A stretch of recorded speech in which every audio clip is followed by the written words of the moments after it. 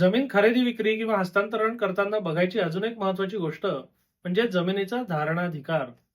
धारणाधिकार हा त्या जमिनीच्या सातबारावर नोंदवण्यात आलेला असतो. महाराष्ट्र जमीन महसूल संहितेनुसार आपल्या जमिनीचे 3 धारणाधिकार आलेले आहेत. वर्ग 1 किंवा अनियंत्रित सत्ता प्रकार, वर्ग 2 म्हणजे नियंत्रित सत्ता प्रकार आणि वर्ग 3 म्हणजे शासकीय पट्टेदार. आता यातलं वर्ग 1 अनियंत्रित सत्ता प्रकार जे नावावरूनच स्पष्ट होतं की या धारणाधिकाराला कोणतंही नियंत्रण किंवा कोणतंही बंधन नसतं. याचं हस्तांतरण खरेदी विक्री आपण बिनधास्त करू शकतो. त्याच्याकरता कोणतीही पूर्तता किंवा परवानगी आवश्यक नसते. आता वर्ग 2 म्हणजे नियंत्रित सत्ता प्रकार.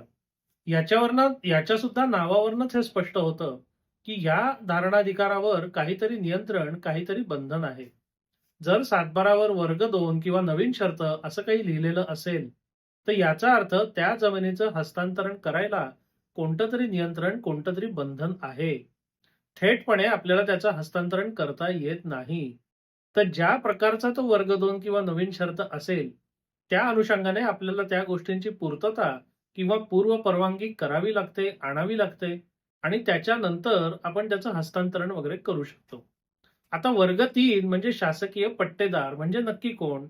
तर ज्यांना शासकीय जागा पट्ट्याने म्हणजे भाड्याने दीर्घकाळाकरता दिलेल्या असतात, त्यांना म्हणतात शासकीय पट्टेदार. पण सगळ्या सरकारी आणि कायदेशीर कामांकरता वर्ग 3 शासकीय पट्टेदारांना वर्ग 2च समजण्यात येतं. म्हणजे व्यावहारिक दृष्टीने आपल्याकडे धारणाधिकाराचे 2 मुख्य प्रकार आहेत. वर्ग 1 अनियंत्रित सत्ता प्रकार ज्याच्यावर कोणतंही बंधन नाही.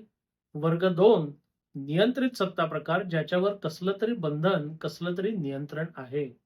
जेव्हा तुम्ही जमिनीचे व्यवहार कराल, व्यवहार करायची वेळ येईल, तेव्हा सातबारावरची पहिली गोष्ट ही धारणाधिकार बघा.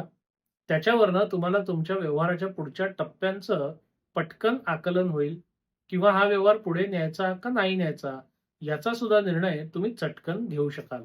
धन्यवाद.